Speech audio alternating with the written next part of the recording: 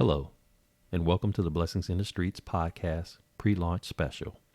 I'm your host, Joseph B. Roberts, and you have been granted exclusive access to the listening party of my book, Blessings in the Streets, When God Leverages Our Valley Experiences. Please like, share, and subscribe to our channel if you enjoyed the content that has been presented. So without any further ado, ladies and gentlemen, I'm going to share with you a story from chapter 1 of my book, Blessings in the Streets, When God Leverages Our Valley Experiences. This story is entitled Bones. After my grandparents decided to part ways, the financial condition of the household became more severe than it had ever had before. My grandmother was employed at a local factory, but the money she made was far from being enough to cover the bills. In addition, she was also battling a series of health problems that ultimately resulted in a premature ending to her working career and in turn left her totally dependent upon Social Security disability.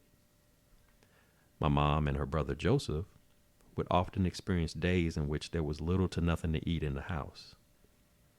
This led to my mom resorting to shoplifting just to have what was needed to put a meal together. One day, she told me about how sometimes they would have meat in the house, but no spices in the cabinet to season it with. In such instances, Mom would walk to the grocery store, and when she thought no one was paying attention, she would stuff items such as salt and pepper or a bottle of garlic powder in her pockets. Other days, it might be flour, sugar, or a couple of canned goods. Mom was doing this kind of thing so often that it got to a point of nothing being off limits to steal if there was a way to conceal it. What she would learn later in life is that the store owner knew what she was doing all along, but decided to look the other way, understanding her dire circumstances. Whenever things became financially burdensome for my grandmother, she would often ask to borrow money from a friend.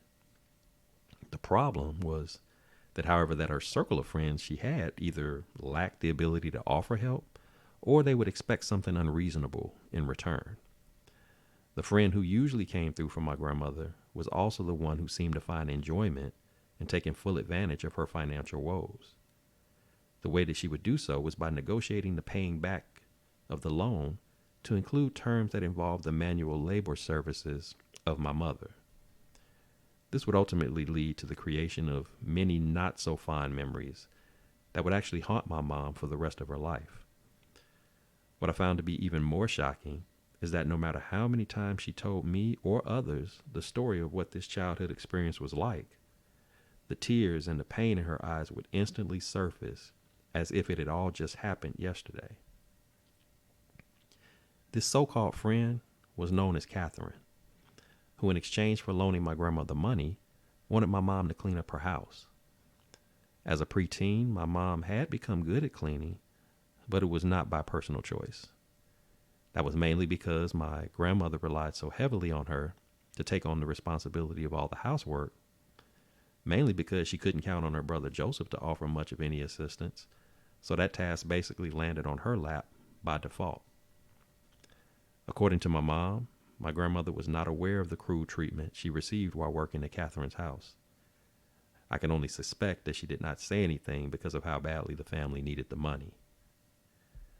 My mom would have to come over to Catherine's house early in the morning whenever she was called upon to work for her.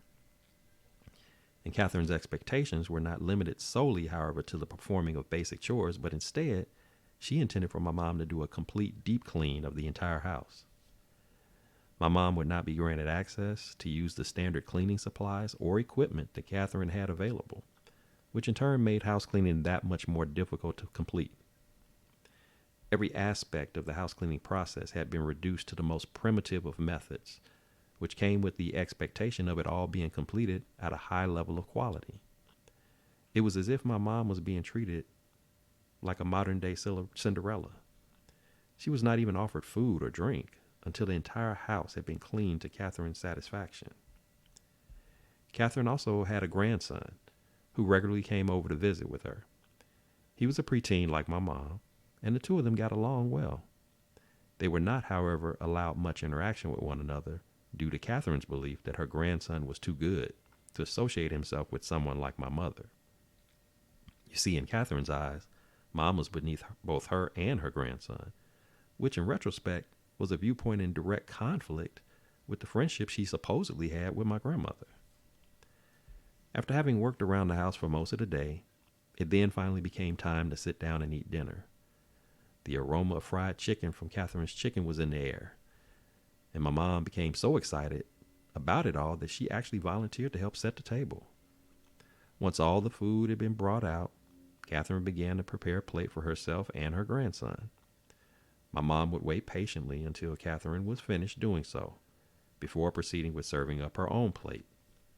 However, the moment Catherine realized what my mom was about to do, she abruptly stopped her before any food could be placed on her plate. Confused by what was going on, she asked Catherine why was she unable to eat like everyone else. It was then that Catherine told my mom that this meal had not been prepared with her in mind.